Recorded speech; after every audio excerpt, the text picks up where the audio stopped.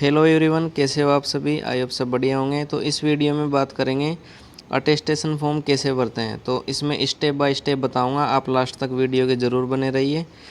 तो चलिए शुरू करते हैं। सबसे पहले है कि यहाँ आपको 5x7 सेंटीमीटर जो कि एक बड़ा फ़ोटो आप बनवा लीजिए और उसको यहाँ चिपकाना है। और उसको ये लिख रखा है कि आपको अटेस्टेड करवाना है गजेटेड ऑफिसर से। तो गजेटेड ऑफिसर जो ग्रुप बी के ऑफिसर होते हैं, जैसे डॉक्टर हुआ या फिर जो शिक्षा अधिकारी हुआ, कॉलेज का प्रोफेसर हुआ, स्कूल के प्रोफेसर, जो स्कूल का लेक्चरर होता है वो गजेटेड में नहीं आता। तो यहाँ पर आप छोटी फ़ोटो भी चिपका सकते हैं, उसका कोई इशू नहीं होता। और यहाँ दी गई है चेतावनी। चेतावनी के बारे में देखते हैं कि अगर आपने इसमें कोई गलत चीज़ दी है या आप गलत जानकारी भर रहे हैं तो आपको जो आपकी सरकारी सेवा है उसमें आपको अयोग्य भी ठहराया जा सकता है, ये इसमें कहा गया है। और ये दूसरे पॉइंट में कहा गया कि यदि ये फॉर्म भरने के बाद अगर आपको कोई, जैसे आपके ऊपर केस होता है, आपको पुलिस ने पकड़ लिया है, कुछ भी होता है, फॉर्म भरने के बाद या फॉर्म भरते टाइम, तो आपको वो सूचना ऑफिस में, संबंधित ऑफिस में देना होगा कि मुझसे ये हुआ है। अगर उनको बाद में पता चलेगा तो आपको उससे प्रॉब्लम हो सकती है। तो इसमें ये कहा गया है। और जो नौकरी के दौरान अगर इसको भरते टाइम आपने कोई गलत चीज़ दी है या वास्तविक जानकारी छिपाई है तो आपको सेवा समाप्त की जाएगी। ये साफ साफ लिख रखा कि अगर इसमें गलत चीज़ दी है तो आपकी सेवा समाप्त की जाएगी। तो अब आगे बढ़ते हैं। यह name in full block capital, तो आपके ABCD के बड़े अक्षरों में यहाँ पर आपका नाम लिखना है। और नाम इस तरह से लिखना है, जैसे आपका नाम है मनीष कुमार तो कुमार पहले इसमें आएगा, मतलब जो उपनाम है वो कुमार इसमें आएगा और मनीष इसमें आएगा। इस तरह से नाम आएगा, मतलब आपका जो मेन नेम है तो वो यहाँ आएगा फर्स्ट नेम, और जो लास्ट नेम है वो इसमें आएगा। अब अगला पॉइंट, दूसरा पॉइंट है कि वर्तमान पूरा पता, जो आपका वर्तमान पता है, जो गांव में रहते हैं या सिटी में जो भी, तो वर्तमान पता आएगा। और आपका जो परमानेंट एड्रेस है वो इसमें आएगा। परमानेंट एड्रेस मतलब जहां आपका डाक, वहाँ कुछ भी चिट्ठी पहुँचा है रेलवे द्वारा या फिर ज्वाइनिंग लेटर कुछ भी, वो इस परमानेंट एड्रेस, क्योंकि कभी कभी किसी लोगों का परमानेंट एड्रेस अलग होता है और जो प्रेजेंट एड्रेस है वो कहीं दूर जाकर बस जाते हैं, तो प्रेजेंट एड्रेस इसमें और परमानेंट एड्रेस इसमें। और यदि आप पाकिस्तान से, पहले पाकिस्तान से और बाद में इंडिया आकर बस गए हो तो उसमें आएगा इस कॉलम में कि यस आने की तारीख, इस टाइप से इसमें आएगी। अगर आप नहीं आए हैं तो इसमें दोस्तों नो भर दीजिए। अब बात करते हैं आगे। अब चौथे पॉइंट में आएगा यहाँ आपके आधार कार्ड, तो आधार कार्ड नंबर इसमें आएंगे। और पांचवा पॉइंट है पैन कार्ड, तो इसमें पैन कार्ड नंबर भर दीजिए। और राष्ट्रीयता, आपकी जो नेशनलिटी है वो इसमें आएगा इंडियन, क्योंकि आप इंडिया से बिलोंग करते हो तो इंडियन इसमें आ जाएगा। जन्म तिथि, आपकी जन्म तिथि आ जाएगी। और जो आपकी वर्तमान एज है, जैसे 21, 22, 23, 24, 26, 27, कुछ भी एज हो वो आप कैलकुलेट करके इसमें भर देना। ओनली नॉर्मल भरना है कि 21 ईयर, 22 ईयर, इस टाइप से। और बात करते हैं आगे के पॉइंट में, तो इसमें आपने 10वीं की जो परीक्षा उत्तीर्ण की है, मतलब कौन, उस टाइम आप कितने साल के थे, तो वो आएगा मैट्रिक उत्तीर्ण करने की आयु वाले में। इसमें आप 10वीं में कितने साल के थे वो इसमें आएगा दोस्तों। अब बात करते हैं आगे। जन्म स्थान, place of birth, district and state in which situated, तो आपका जो जन्म का स्थान, आपका जन्म किस ज़िले में हुआ और किस राज्य में हुआ वो इसमें आएगा। और जो बाद में है ज़िला और राज्य, आपका जो इसमें फिर से डिस्ट्रिक्ट और इसमें आ जाएगा स्टेट। पहले आप डिस्ट्रिक्ट भर दीजिए, कोमा लगा के स्टेट भर दीजिए, या फिर आप डिस्ट्रिक्ट लिख के डिस्ट्रिक्ट भर सकते हैं और स्टेट लिख के स्टेट भर सकते हैं, आप कैसे भी कर सकते हैं। और फिर आगे बढ़ते हैं सी पॉइंट में। तो सी पॉइंट में जिला और राज्य, जिसके लिए आप पिता मूल रूप से संबंधित है, मतलब आपके जो फादर हैं वो किस ज़िले से या मूल रूप से संबंधित है, वो इस कॉलम में आएगा।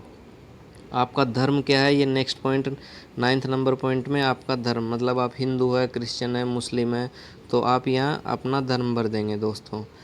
अब बात करते हैं आगे कि आप अनुसूचित जाति, अन्य पिछड़ा वर्ग, मतलब आप ST SC OBC इससे हो तो आप इसमें यस भरेंगे। अगर नहीं हो, जनरल के हो, तो आप इसमें नो भरेंगे, क्योंकि ST SC OBC का कास्ट सर्टिफिकेट लगता है तो इसमें ये मांगा जाता है। अब बात करते हैं आगे। इसमें कहा गया कि अगर आप पिछले 5 साल में, 10वें पॉइंट में, पिछले 5 साल में आप किसी एक स्थान पर 1 साल से ज़्यादा रहे हो, या आपने जैसे अब किसी का डाउट होगा कि मैंने वहाँ रहकर तैयारी की है, तो उसका कोई इशू नहीं होता। लेकिन आप सारी फैमिली वहाँ के प्रेजेंट एड्रेस यूज़ करने लग गए हो इस टाइप से, तो आप इसमें वो एड्रेस भर दीजिए। अदरवाइज़ इसमें नो नो भर सकते हैं आप, नो नो नो नो भर देंगे इसमें। अब बात करते हैं 11th पॉइंट पे। तो दोस्तों 11th पॉइंट पे इसमें आएगा फादर। फादर्स का नेम पूरा आएगा, उपनाम सहित last first name and last name. तो इसमें फादर्स नेम और नेशनलिटी, मतलब कि जन्म से निवास स्थान से राष्ट्रीय स्तर पर नेशनलिटी क्या रही है, इंडियन या फिर आप अपन इंडिया से हैं तो इंडियन भरेंगे इसमें। और बात करते हैं आगे जन्म स्थान। इसमें प्लेस ऑफ बर्थ आएगा। व्यवसाय मतलब आपके पिताजी क्या काम करते हैं, जैसे फार्मर है, बिजनेसमैन है, टीचर है, इस टाइप से इसमें आ जाएगा।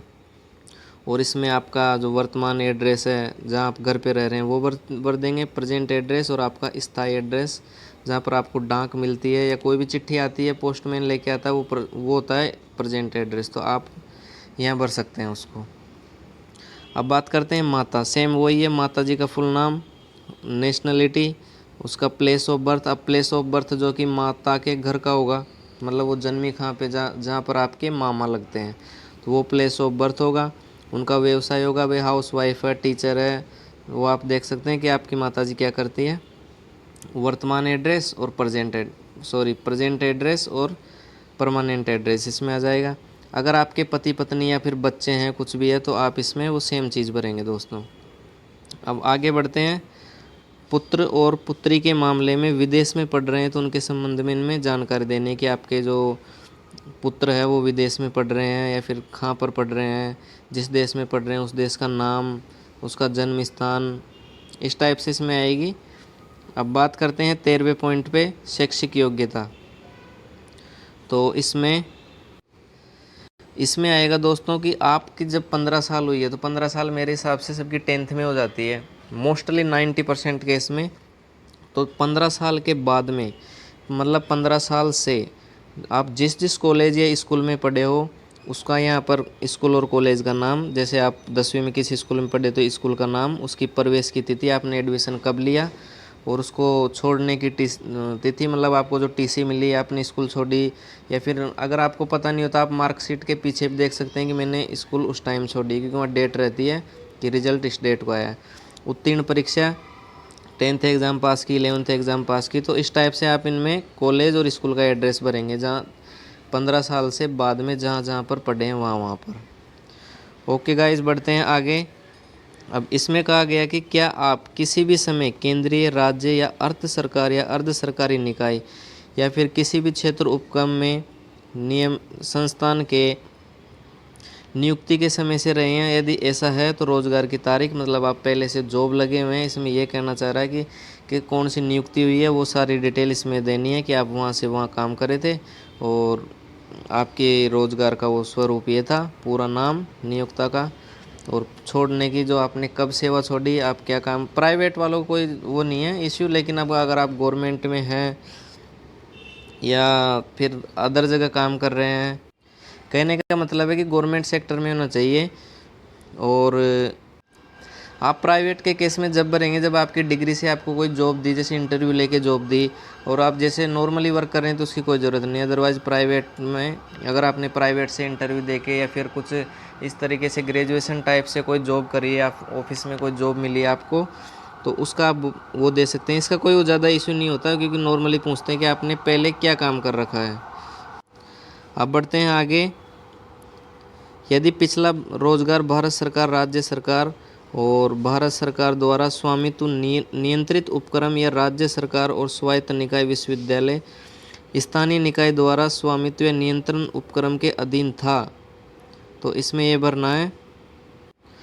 तो इसमें ज़्यादा वो नहीं, इसमें कहा गया कि आपको सेवा छोड़ी थी या बीच में कुछ हुआ था या आपको कोई कार्रवाई की गई थी आपके ऊपर, ऐसे कुछ पूछते हैं इसमें, तो आप इसमें नो भर देंगे। अगर आपके ऊपर कुछ हुआ था तो आप इसमें यस भर देंगे यहाँ पे, अदरवाइज़ नो भर देंगे।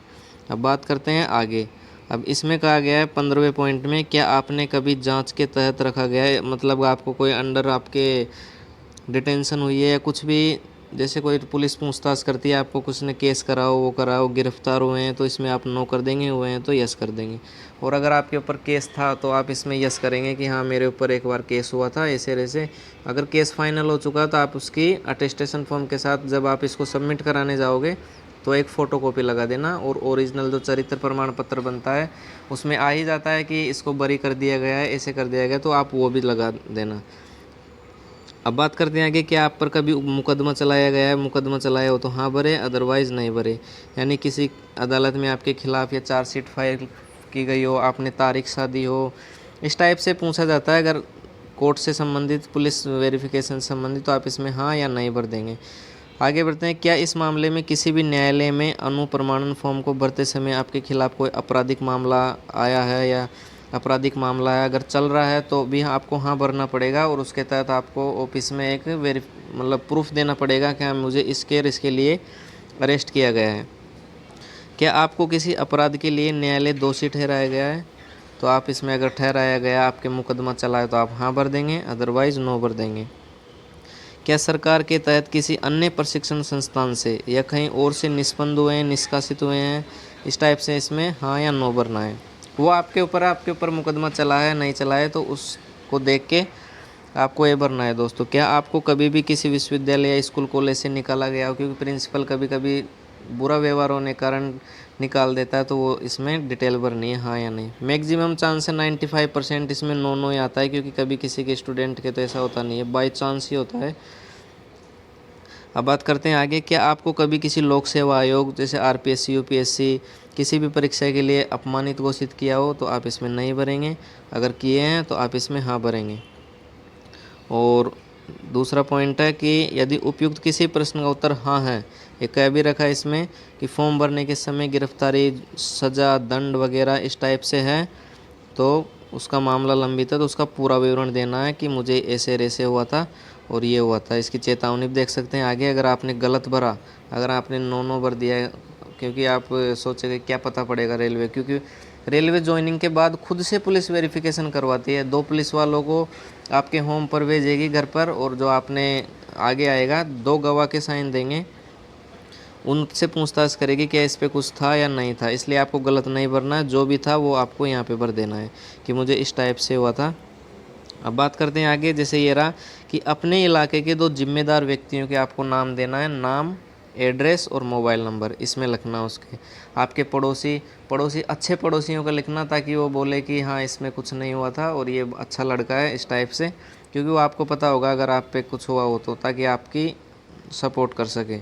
तो आपको इनमें 2 गवाहों के नाम लिखने हैं और साथ में मोबाइल नंबर और एड्रेस लिखना है। ये थोड़ा बेस्ट रहता है, क्योंकि बाद में मोबाइल नंबर मांगते हैं वो।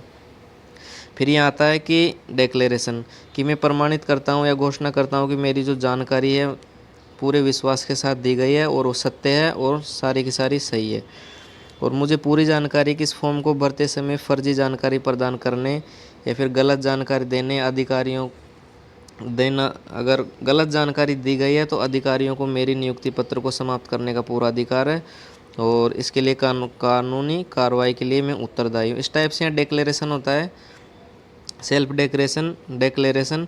फिर आता है उम्मीदवार का हस्ताक्षर, यहाँ पर आपको साइन कर देना है, और दिनांक और डेट, स्थान आप ज्वाइनिंग करने जाओगे वहाँ भरोगे तो उस टाइम भर सकते हैं, या फिर आपने जिस दिन भरा उसको वो भी भर सकते हैं, इसका कोई इश्यू नहीं रहता।